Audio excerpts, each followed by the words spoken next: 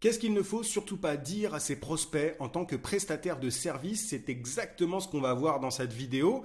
Je vais te donner 10 phrases à bannir, à ne surtout pas prononcer face à un client potentiel si tu veux le convaincre, le convertir en client tout court. On va commencer par un grand classique. Il y a beaucoup d'agences, de freelance qui utilisent la phrase « je m'adapte à vos besoins ».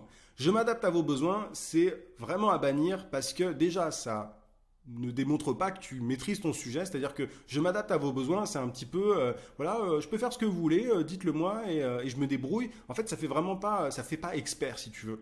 En tant qu'expert, c'est à toi d'apporter une solution, c'est à toi de dire à tes prospects, vous avez tel problème, il faut le régler en s'y prenant de telle manière. Il faut savoir qu'il y a beaucoup de prospects qui sont conscients du problème qu'ils ont, mais ils ne sont pas toujours conscients des solutions qui existent. Ils ne savent pas toujours de quoi ils ont besoin, si tu veux. Ils ne sont pas toujours conscients de leurs besoins. Donc c'est à toi de leur dire, vous avez tel problème, en général on le règle en faisant ceci, cela, est-ce que ça vous va? Oui, ok, on peut bosser ensemble si tu veux. Je m'adapte à vos besoins, c'est vraiment, ça fait vraiment prestataire de service cheap, si tu veux, qui ne sait pas trop ce qu'il fait, et ça peut même créer la confusion chez tes clients potentiels. Parce qu'ils ont plein de prestataires face à eux qui leur disent « je m'adapte à vos besoins, je m'adapte à vos besoins ». Essaye de te focus, de te concentrer sur un problème bien spécifique et d'apporter une solution bien spécifique. Et quand tu approcheras, en fait, quand tu aborderas des clients potentiels qui ont ce problème en question, tu pourras leur dire à chaque fois, je peux le régler en faisant ceci, cela,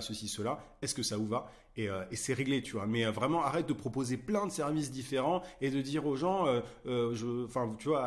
arrête de t'adresser à plein de prospects différents en leur disant, je peux faire ça, ça, ça, ça et ça. C'est une grosse galère. Personne n'a envie de payer un prestataire couteau suisse, parce que couteau suisse veut dire pas bon dans grand chose en général.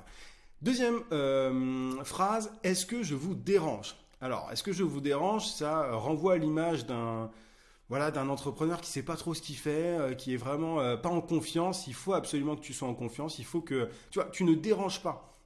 Quand tu appelles un prospect, un client potentiel, tu ne déranges pas parce que il faut savoir que tu as une solution à apporter à un problème douloureux. Normalement, si tu as bien fait les choses, si tu as une bonne offre. Donc tu ne déranges pas. Je veux dire, ton prospect devrait te remercier de l'appeler, tu vois. Déjà que tu le prospectes sur les réseaux sociaux ou par email, mais en plus de ça, il devrait être heureux que tu l'appelles. Et c'est cet état d'esprit qu'il faut avoir. Donc vraiment, appeler ou écrire des messages en mode est-ce que je vous dérange et tout, c'est vraiment, ça fait petit indépendant, petit entrepreneur qui sait pas trop ce qu'il fait. Encore une fois, tu ne déranges personne. Surtout si vous avez convenu d'un appel téléphonique, tu vois, via un outil de planification de rendez-vous. En général, ton prospect il est au courant que tu vas l'appeler, il sait à quel moment tu vas l'appeler, donc ne commence pas en disant bonjour, est-ce que je vous dérange, ou est-ce que vous avez 5 minutes, ou est-ce que vous êtes disponible. C'est vraiment, ton prospect, il va limite être choqué par ton manque de confiance. Il va peut-être se dire oula, je pensais qu'il ou qu'elle pouvait m'aider. J'ai l'impression qu'il ou qu'elle a pas fait souvent ça par le passé. Donc fais vraiment gaffe à cette phrase-là, c'est vraiment à bannir. Avant de te donner la troisième phrase, je t'invite à mettre un gros pouce sous cette vidéo si elle te plaît et abonne-toi à la chaîne si ce n'est pas déjà fait. J'ai des centaines de vidéos sur la vente et le marketing. Donc si tu es entrepreneur et que tu veux développer ton business, il y a plein de pépites à découvrir et je publie très régulièrement. Et n'oublie pas d'activer la cloche de notification si ça n'est pas fait. Passons à la troisième phrase, c'est « Est-ce que vous êtes intéressé ?» Ne pars pas en fait ne prononce pas cette phrase, pars du principe que la personne en face est intéressée. Si tu es spécialisé dans un domaine, que tu t'adresses à un certain type de prospect, pars du principe qu'il est intéressé. Parce que c'est une question qui est fermée dans le sens où la personne elle peut juste dire oui ou non. Au lieu de demander est-ce que vous êtes intéressé, si tu as envie d'identifier l'intérêt de la personne en face, il vaut mieux poser des questions ouvertes pour savoir, tu vois, un petit peu qu'est-ce qui cloche?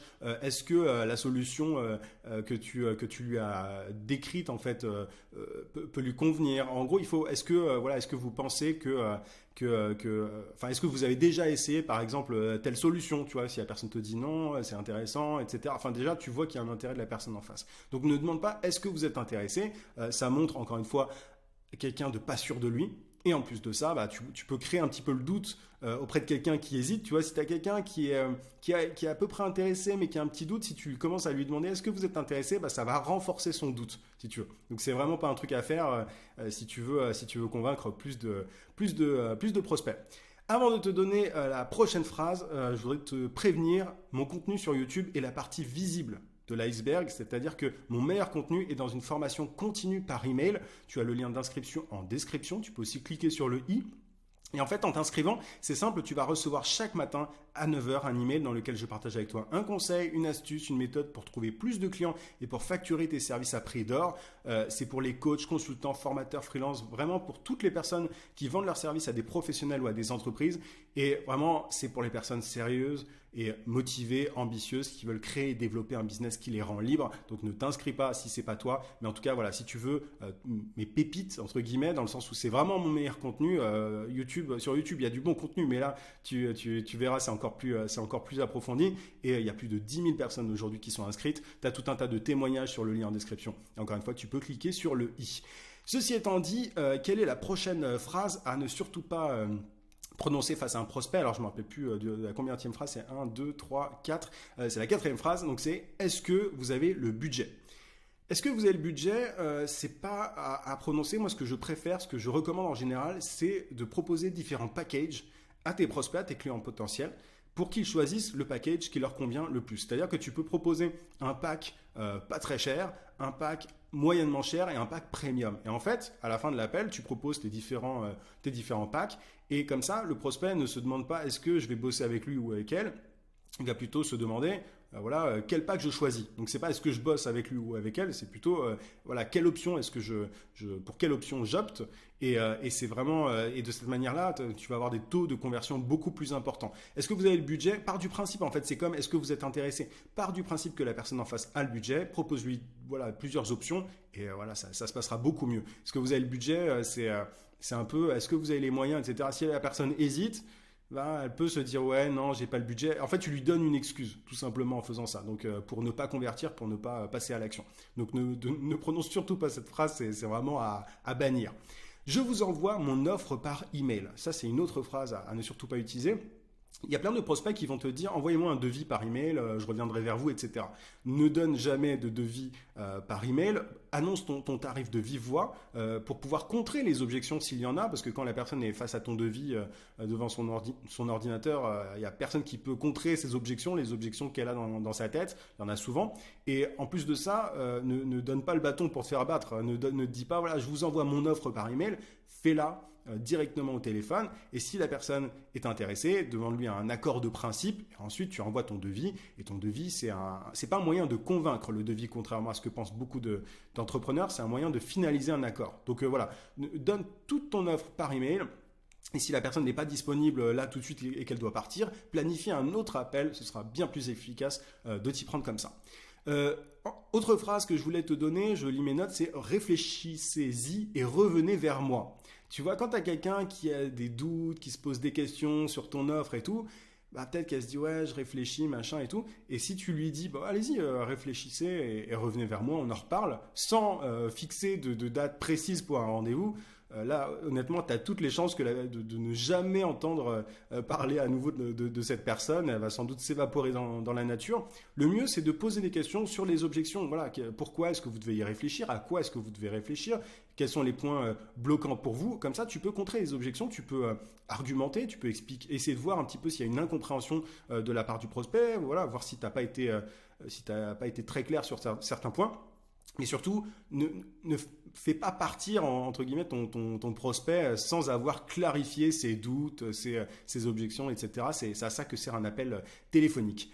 Autre phrase, appelez-moi quand vous voulez. Tu vois, c'est un peu pareil, vous avez échangé, tu as donné ton offre et la personne, ok, je vais y réfléchir, machin, ok, super, appelez-moi quand vous voulez. T'es pas à la dispo déjà de tes prospects. Enfin, quand tu dis appelez-moi quand vous voulez, tu montres un petit peu que tu n'as rien d'autre à faire, tu es un peu en galère de clients. Donc, en termes de statut, si tu veux, d'autorité, c'est pas terrible. On voit que tu manques de clients et en général, quand on manque de clients, là, on ne renvoie pas une super image auprès des prospects, il vaut mieux être très en demande. Donc ne dis pas appelez-moi quand vous voulez, à la limite, donc contre les objections par téléphone comme je te l'ai dit précédemment. Et si vraiment il y a besoin d'un appel, vous fixez un appel avec ton prospect à une date et à une heure bien précise et ce sera mieux comme ça. Autre phrase, est-ce que vous voulez que je vous envoie plus d'informations par email? C'est un peu différent du devis que tu envoies par email, mais parfois tu as des gens qui vont te dire oui, est-ce que vous pouvez m'envoyer une plaquette ou est-ce que vous pouvez m'envoyer des informations par email, etc. En général, c'est un peu quand on te le demande, c'est un peu une excuse pour s'évaporer dans la nature, tu vois, pour ne pas avoir de compte à rendre. Tu vois, donc n'envoie pas de plaquettes, tu vois, ou quoi que ce soit. Il vaut mieux tout dire par téléphone. Et s'il y a des choses qui sont pas claires, il faut les expliciter. Mais encore une fois, ne donne pas le bâton pour te faire battre. Ne dis pas, je peux vous envoyer plus d'informations, etc. Souvent, plus d'informations ne veut pas dire plus de conversion. C'est-à-dire que si tu noies tes prospects dans des informations, ils vont pas, ils vont pas toujours bien comprendre, ils vont pas savoir si ton offre est bien pour eux, si tu as la solution qui est adaptée à leurs besoins. De vive voix, c'est quand même mieux que par écrit. Donc, n'envoie pas plus d'informations. Si la personne veut plus d'informations, donne-les directement de vive voix. Avant-dernière phrase à bannir, est-ce que vous avez bien compris? Là, c'est un petit peu, tu vois, quand tu expliques quelque chose et que tu dis à ton prospect, est-ce que vous avez bien compris? T'insinues un petit peu, ouais, voilà, vous êtes peut-être un peu bébête. Dites-moi si vous avez bien compris. Enfin, en tout cas, c'est pas très valorisant si tu veux pour ton prospect parce que tu as des choses en général qui sont assez évidentes. Enfin, c'est pas très compliqué d'expliquer ton offre quand tu sais bien la marketer. Donc si tu dis derrière ce que vous avez bien compris, c'est un peu voilà, vous êtes assez malin pour comprendre ce que je vous ai raconté. Moi, c'est pas un truc que je te recommande de dire. T'as d'autres alternatives pour essayer de voir si la personne a bien compris. De toute façon, elle va te le dire. Si elle te pose des questions, c'est qu'elle n'a pas compris, tout simplement. Donc voilà, c'est part du principe que tout ce que tu dis est clair. Et si la personne n'est pas parfaitement au clair, elle te posera des questions si elle a un minimum d'intérêt. Si elle s'en fout, c'est autre chose. Dernière phrase à bannir. Est-ce que vous avez encore quelques minutes? Tu vois, quand tu es au téléphone avec ton prospect et que voilà, vous arrivez au bout de 10, 15, 20, 30 minutes, ça dépend de ton domaine, mais tu as des appels qui peuvent durer un certain temps. Mais voilà, quand tu arrives à un certain laps de temps et que tu dis est-ce que vous avez encore quelques minutes, pardon, là tu es en train de donner une excuse à la personne pour qu'elle s'enfuit, entre guillemets. Donc ne pose pas cette question-là. Tu peux dire voilà, j'en ai juste pour 5 minutes pour vous pour 5 minutes pour vous expliquer ça. Et tu enchaînes, tu vois, ne pose pas la question sur est-ce que vous avez quelques minutes, etc. Parce que sinon la personne va te dire ah oui non, j'ai un rendez-vous dans 5 minutes, il faut qu'on raccroche, etc. Donc tu l'as vu à travers ces différentes phrases, souvent c'est des phrases qui démontrent que tu manques de confiance en toi. C'est des phrases avec lesquelles en fait tu donnes le bâton pour te faire battre. C'est des trucs qui sont tout bêtes, mais il y a plein de gens qui font ces erreurs, qui prononcent ces phrases. Donc maintenant tu sais surtout, tu sais ce que tu ne dois pas dire. Pardon, je vais y arriver. C'est ultra important que l'échange soit fluide et que tu démontres ton autorité, ton expertise, que tu aies confiance en toi lors de l'appel. Et c'est comme ça que tu convertiras beaucoup plus de prospects en clients. J'espère que cette vidéo t'a plu. N'hésite pas à mettre un gros pouce, encore une fois, et abonne-toi à la chaîne si ce n'est pas déjà fait. Je te rappelle une dernière fois que tu as ma formation gratuite continue par email. Tu as le lien d'inscription en description. C'est pour les plus ambitieux, les plus motivés. Si tu es entrepreneur et que tu veux créer et développer un business qui te rend libre, c'est vraiment là que ça se passe. Je te souhaite plein de succès. Je te dis à très vite dans une prochaine vidéo.